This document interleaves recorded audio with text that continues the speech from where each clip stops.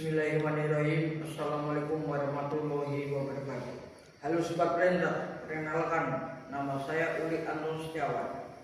Jabatan saat ini Asisten Adling Kepo Sabirjo, Unit Kerja Kebun Batu Jamus, PTPN 1 Regional 3. Perkenankan kami untuk menyampaikan manajemen bisnis, tugas pelatihan PLDP 3 Angkatan 34 Tanaman tahun 2026.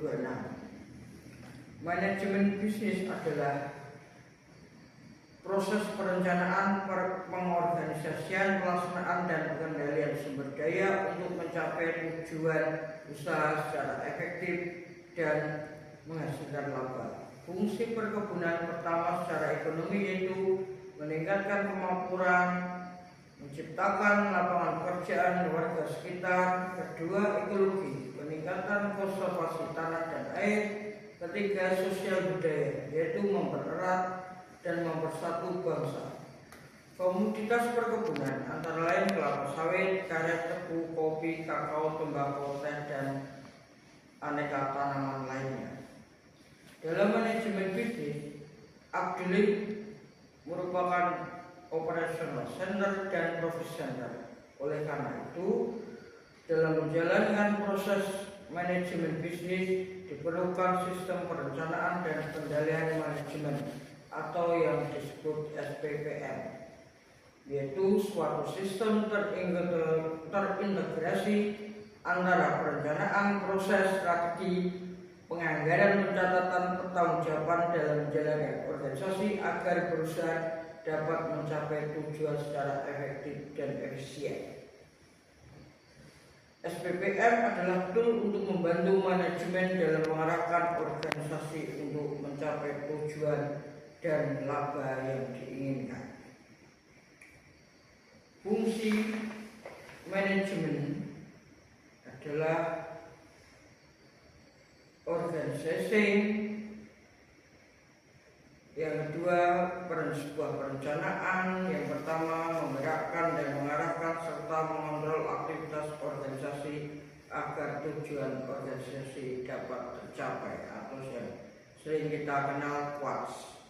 Perencanaan diartikan sebagai suatu proses pemilihan, menghubungkan fakta serta menggunakannya untuk menyusun asumsi-asumsi yang diduga bakal terjadi di masa datang untuk kemudian merumuskan kegiatan-kegiatan yang diusulkan demi tercapai tujuan yang diharapkan. Kontrol sistem adalah seperangkat sistem formal maupun non-formal dalam organisasi untuk mengendalikan tujuan organisasi. Dalam konsep SPPM diperlukan sebuah perencanaan perusahaan, perencanaan anggaran, dan pengendalian tugas.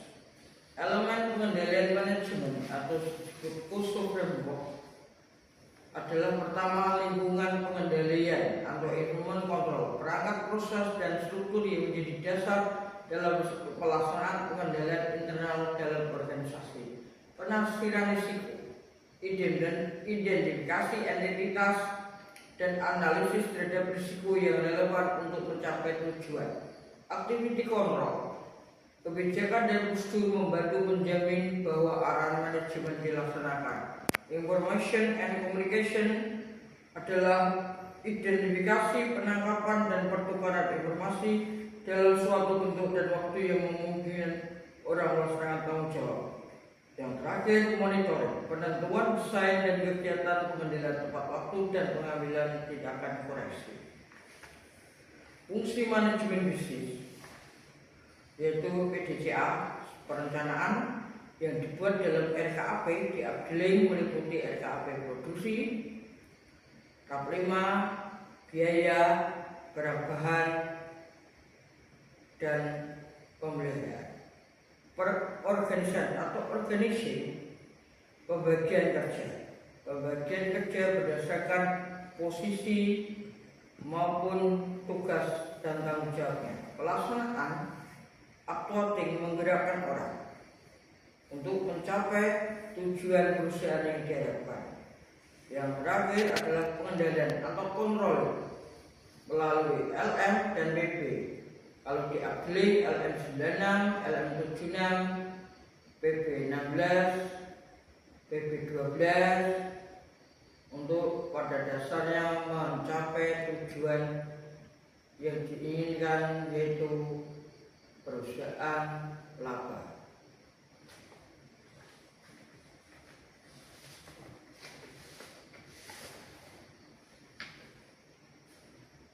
Fungsi manajemen yaitu QUARTZ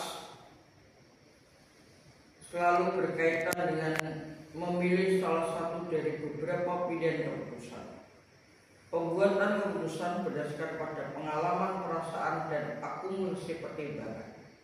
Ada 4 tahap penyelesaian masalah atau problem solving. 1. Jika tidak ada masalah, langkah yang harus kita lakukan adalah membuat daftar permasalahan spesifik dan skala prioritas. Kedua, cari penyebab. Analisis sebab dari permasalahan yang paling relevan. 3. Mencari solusi, alternatif solusi. 4. Rencanakan tindakan dan persoalan potensial untuk menyelesaikan masalah.